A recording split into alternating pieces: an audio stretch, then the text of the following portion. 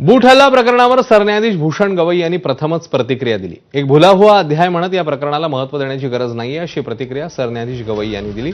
एका सुनावणी दरम्यान भूषण गवई यांच्यावर वकील राकेश किशोरने बूट फेकण्याचा प्रयत्न केलेला।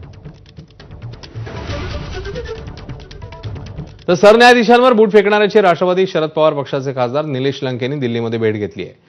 लंकेंकडून राकेश किशोरला संविधानाची प्रत भेट देण्याचा प्रयत्न झालेला आहे। शांततेच्या मार्गाने निषेध करण्यासाठी वकिलाची भेट घेतल्याचं लंकेंचं स्पष्टीकरण आहे।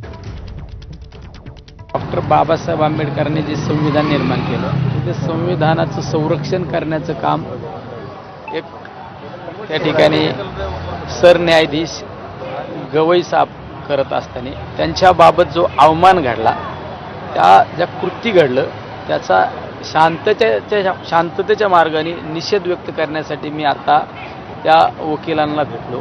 त्यांना ती संविधानाची कॉपी दिली। बाबासाहेब आंबेडकरांचा फोटो सुद्धा त्या ठिकाणी